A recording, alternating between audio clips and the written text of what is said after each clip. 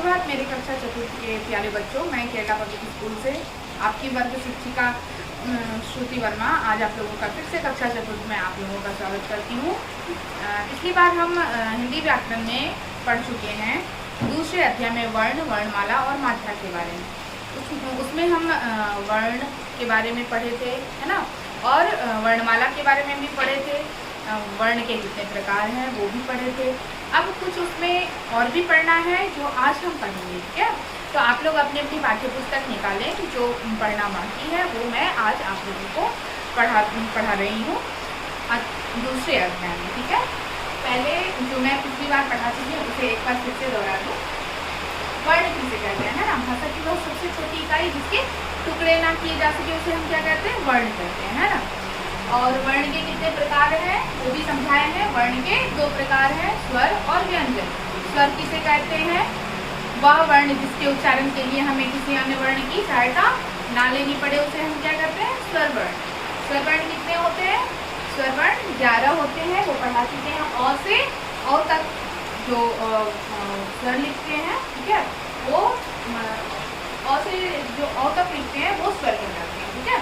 और आ से गई हर्षो दीर्घ ए ऐ ओ औ, ये सारे क्या कहलाते हैं, स्वर कहलाते हैं। इसी प्रकार व्यंजन वर्ण किसे कहते हैं वो भी समझा चुके हैं। फिर से मैं आप लोगों को समझाता हूँ। व्यंजन वर्ण वह वर्ण जिसके उच्चारण करने के लिए हमें स्वर की सहायता लेनी पड़ती है उसे हम क्या कहते हैं, व्यंजन वर्ण कहते हैं। और व्यंजन वर्ण कितने हैं, व्यंजन वर्ण कुल 33 है ना, क से ह तक। ये सारे क्या कहलाते हैं, व्यंजन वर्ण कहलाते हैं, है ना। इसी प्रकार अब ये जान ले वर्णमाला किसे, कुछ और है अतिरिक्त वर्ण के बारे में वो भी जान ले। ड़ और ढ जो होता है ये कहलाता है अतिरिक्त वर्ण। देखिए ध्यान से, ड लिखने के बाद नीचे बिंदु देते हैं, ये बन जाता है ड। और ढ जो लिखते हैं यहीं तक गोल करने के बाद ढ के नीचे बिंदु देते हैं, ये कहलाता है ढ, ठीक है। ये अतिरिक्त वर्ण है। और अनुस्वार इसे कहते हैं अनुस्वार। अ लिखने के बाद ऊपर बिंदु जो देते हैं ये देखिए, इसे हम अनुस्वार कहते हैं। और अ लिखने के बाद ऊपर चंद्र बिंदु जो देते हैं इसे हम अनुनासिक बोलते हैं। क्या बोलते हैं, अनुनासिक। इसी प्रकार अ लिखने के बाद जो विसर्ग देते हैं तो इसे हम विसर्ग बोलते हैं, ठीक है। अक्ष, त्र, ज्ञ और स्र ये सारे संयुक्त व्यंजन कहलाते हैं। क्या कहलाते हैं, संयुक्त व्यंजन। अब जान लेते हैं वर्णमाला किसे कहते हैं। वर्णों के व्यवस्थित रूप को हम क्या कहते हैं, वर्णमाला। जैसे वर्ण को व्यवस्थित करके कैसे लिखते हैं, अ से अ तक लिखते हैं स्वर, है ना, क से ख तक लिखते हैं व्यंजन। उसके बाद ड़ ढ ये सब अतिरिक्त वर्ण, अंग अनुनासिक, है ना, अ पे चंद्र बिंदु ये सॉरी अ पे अनुस्वार अनुस्वार कहलाया, अ पे चंद्र बिंदु अनुनासिक कहलाया। इसी प्रकार अविसर्ग विसर्ग कहलाया और अक्षत्र ज्ञ स्र क्या कहलाया, संयुक्त व्यंजन कहलाया। ये सारे जो वर्ण को व्यवस्थित कर लिखते हैं ये संयुक्त ये वर्णमाला कहलाते हैं। क्या कहलाते हैं, वर्णों के इन सारे व्यवस्थित रूप को हम क्या कहते हैं, वर्णमाला कहते हैं, ठीक है। अब ये जान लें संयुक्त व्यंजन किसे कहते हैं, ठीक है।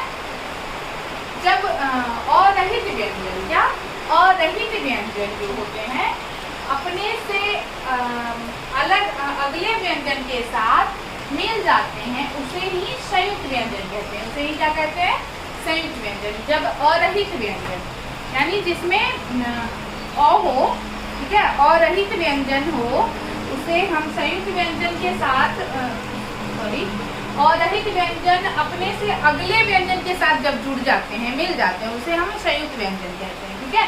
जैसे देखिए गन्ना, पत्ते, ठीक है। इसी प्रकार अब जान ले अरहित व्यंजन किसे कहते हैं, इसके बारे में भी जान ले। आपके मन में प्रश्न होगा कि अरहित व्यंजन किसे कहते हैं, है ना।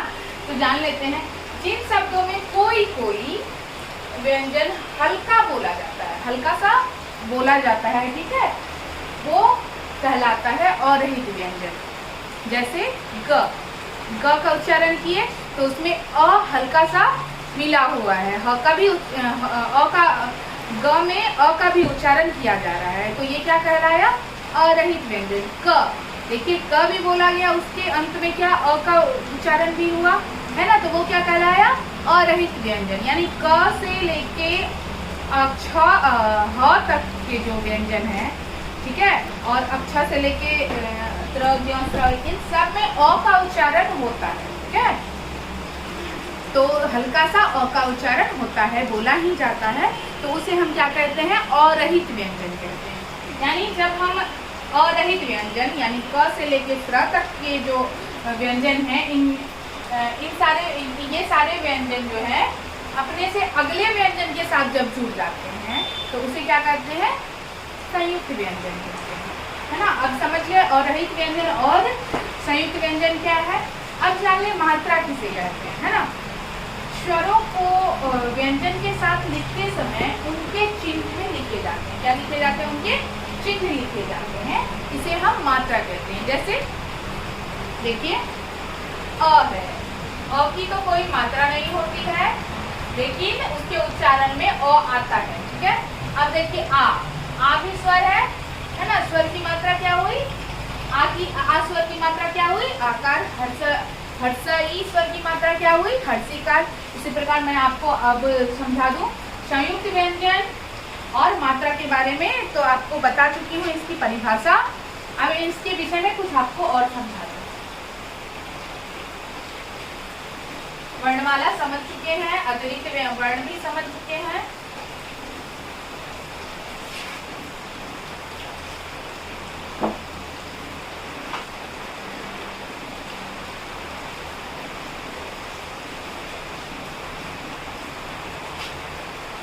देखिए संयुक्त व्यंजन के बारे में समझा दे रही हूँ पहले आपको। जैसे क हम लिखते हैं, तो क में आपको पता तो नहीं चल रहा है कि ये कौन सा, क से तो आपको पता चल रहा होगा कि कौन सा व्यंजन है ये है आपको व्यंजन। ये क्या है, व्यंजन। अब इस व्यंजन का जो हम उच्चारण करते हैं, क्या करते हैं, व्यंजन का उच्चारण करते हैं, तो क बोलते हैं। क्या बोलते हैं, क। तो इसमें अ जुड़ा होता है, हल्का सा अ बोला जाता है। ये देखिए क जोड़ अ, इससे क्या बना, क। इसी प्रकार र जोड़ अ, इससे क्या बना, र। इसी प्रकार और अगर ह जोड़ अ लिखेंगे तो इससे बनेगा ह। यानी क का भी उच्चारण करेंगे तो उसके अंत में अ बोला जाता है, र का भी उच्चारण करेंगे तो उसके अंत में अ बोला जाता है। यानी इन सारे व्यंजनों में अ जुड़ा हुआ होता है, अ का उच्चारण होता है। ठीक है, किसी भी व्यंजन को लिखने में स्वर का उच्चारण होता है ना। अब जान ले हिंदी के पुस्तक में जिस प्रकार दिया हुआ है, हिंदी के स्वर दो प्रकार से लिखे जाते हैं। हिंदी के स्वर कितने प्रकार से लिखे जाते हैं, दो प्रकार से। अपने मूल रूप में, एक होता है अपने मूल रूप में और दूसरा होता है व्यंजन के साथ मात्रा के रूप में, व्यंजन के साथ मात्रा के रूप में। तो उसे भी जान ले।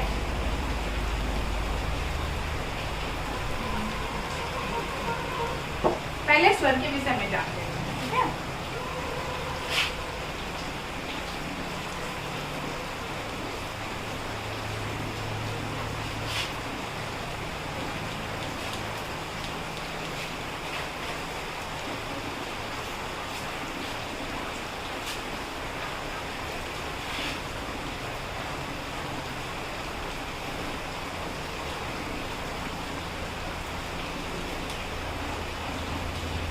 देखिए कौन कौन से प्रकार हैं।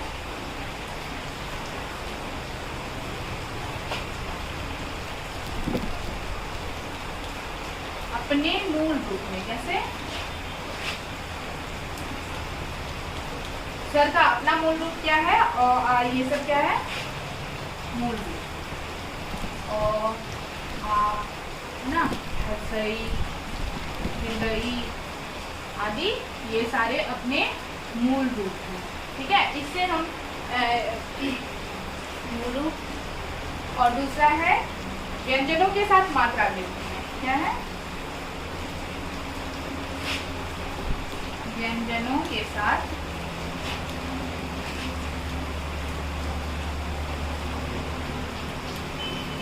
मात्रा के रूप में।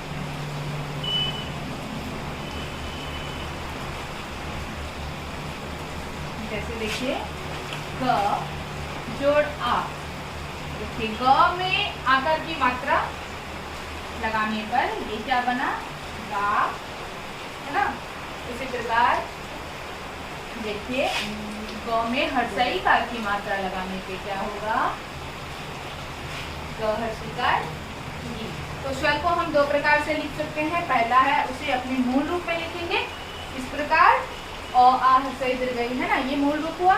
और व्यंजनों के साथ मात्रा के रूप में जो लिखेंगे तो वो इस प्रकार, अगर ग लिखे तो ग में आकार की मात्रा लगाना होगा, ठीक है। तो इससे क्या बनेगा, गा। ग लिखे उसमें हर्षई उकार की मात्रा लगाएंगे तो क्या बनेगा, गी। इसी प्रकार अगर क लिखेंगे उसमें हर्षई उकार की मात्रा लगाएंगे तो कु, है ना। इसी प्रकार हमें व्यंजन के साथ मात्रा के रूप में लिख सकते हैं स्वर को।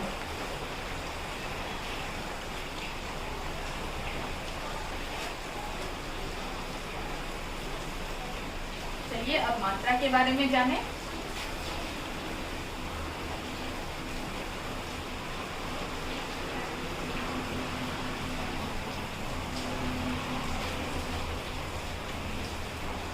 स्वरों की मात्रा, ठीक है।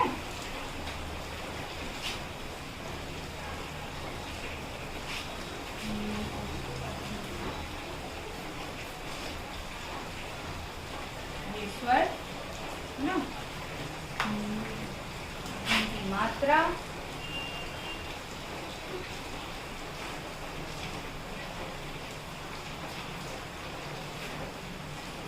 ये मात्रा युक्त।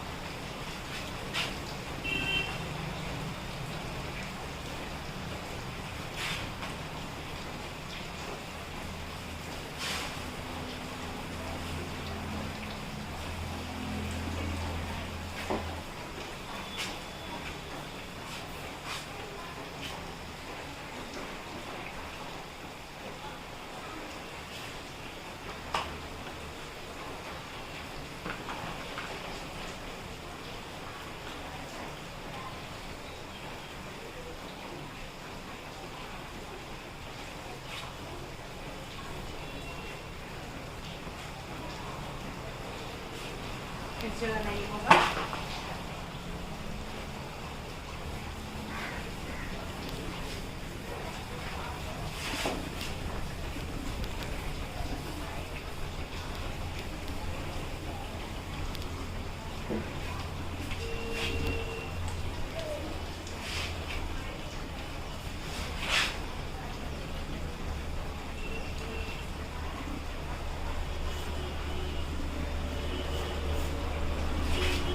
स्वर आपको पता है कितने होते हैं, 11।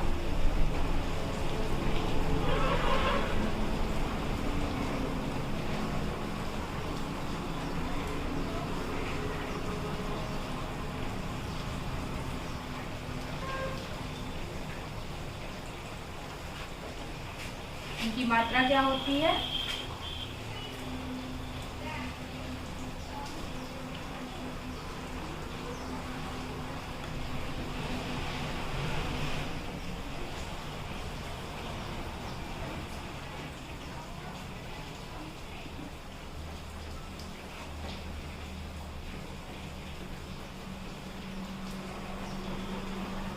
देखिए स्वर, इन सारे स्वरों की मात्रा, आ की मात्रा आकार, हर्षई की मात्रा हर्षुकार, दीर्घई की मात्रा दीर्घिकार, और हर्षु की मात्रा हर्षुकार, दीर्घऊ की मात्रा दीर्घकार, री की मात्रा रीकार, ए की मात्रा एकार, ए की मात्रा एकार, और ओ की मात्रा ओकार, औ की मात्रा औकार। चलिए अब इससे मात्रा युक्त लिखिए कैसे होता है, ध्यान से देखिए।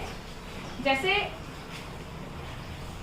अ की कोई मात्रा नहीं होती है तो क जब लिखेंगे तो क में आकार की मात्रा, क में हर्षई कार की मात्रा, है ना।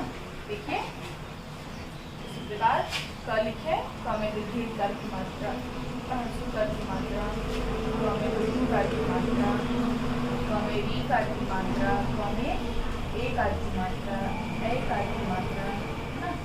फिर क में ओ कार की मात्रा, क में ओ कार की मात्रा लगाने पे ये क्या बन गए, मात्रा युक्त शब्द, मात्रा युक्त स्वर, ठीक है। ये स्वर और ये मात्रा और ये मात्रा युक्त व्यंजन बन गए, क्या बन गए, मात्रा युक्त व्यंजन, ठीक है। ये जानिए। अब कुछ ध्यान देने वाली बात है, देखिए इसे, र जब र में हर्षऊ कार की मात्रा देते हैं तो कैसे लिखते हैं? र लिखे, हर्षऊ कार की मात्रा इस तरफ नीचे की तरफ घुमा कर देंगे, ठीक है। इसी प्रकार र में जब दीर्घऊ कार की मात्रा देंगे तो कैसे लिखेंगे? र लिखे, दीर्घऊ कार की मात्रा भी इस प्रकार घूमेगा, ठीक है। इसी प्रकार ह में री कार की मात्रा देंगे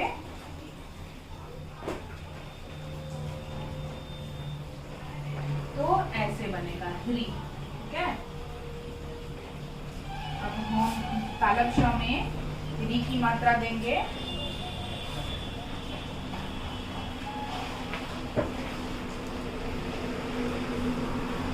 तालब श में री की मात्रा देने से बनेगा इस प्रकार स्त्री। क्या बनेगा? स्त्री, ठीक है। तो ये ध्यान दीजिए, र में हर्षऊ कार की मात्रा लगाने से ये इस प्रकार बनेगा, र में दीर्घऊ कार की मात्रा लगाने से ऐसे बनेगा, ह में री कार की मात्रा लगाने से इस जगह री कार लगेगा, ठीक है। और इसी प्रकार तालब श में री कार की मात्रा लगाने से श्री बनेगा। क्या बनेगा? श्री, ठीक है। ये ध्यान से देख लिए। अब कुछ है, अ को छोड़कर सभी स्वरों की मात्राएं होती है। अ को छोड़कर सभी स्वरों की मात्राएं होती है, जिस प्रकार मैंने आपको बताई है। यहाँ पर अ की कोई मात्रा नहीं होती है और सारे स्वरों की मात्रा होती है ना। कुछ अन्य चिन्ह भी व्यंजनों के साथ जोड़े जाते हैं। कुछ अन्य चिन्ह भी होते हैं जो व्यंजनों के साथ जोड़े जाते हैं। व्यंजन के साथ इन स्वरों की मात्रा को तो जो हम जोड़े ही, इससे पहले कुछ अतिरिक्त व्यंजन में आपको अनुनासिक, अनुस्वारी और विसर्ग के बारे में भी आपको बतलाई है ना। तो उनका भी प्रयोग हम करते हैं व्यंजन के साथ, ठीक है। जैसे देख लीजिए, इसे मैं मिटा दूं। उम्मीद करते हैं आपको ये समझ में आई।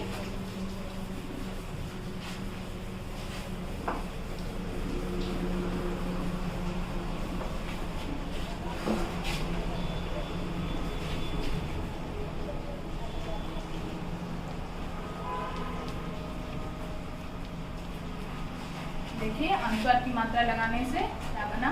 गंगा और संतरा। इसी प्रकार और भी कुछ शब्द बन सकते हैं। चंद्र बिंदु की मात्रा लगाने से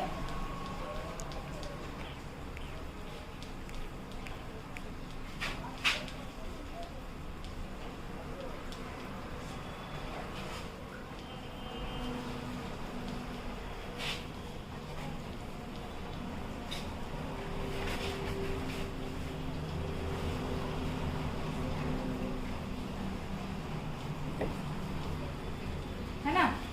तो देखिए, और भी व्यंजनों के साथ कुछ चिन्ह लगाकर हम प्रयोग करते हैं इनका, ठीक है। तो इसी प्रकार देखिए, पृष्ठ संख्या 10 में दी हुई है आपके वर्ण किसे कहते हैं आपको समझा चुकी हूँ। इसे आपको लिखना है। स्वर और व्यंजन क्या है ये भी समझा चुकी हूँ, इसे आपको लिखना है। वर्णमाला क्या है इसे भी लिखना है। साथ में आपको कुछ प्रश्न हैं जो आपको स्वयं बनाना है। चलिए, तो आज की कक्षा पूर्ण हुई। अगली बार हम हिंदी व्याकरण में तीसरा अध्याय शब्द के विषय में पढ़ेंगे। चलिए, आज की कक्षा पूर्ण हुई आप लोगों की। धन्यवाद।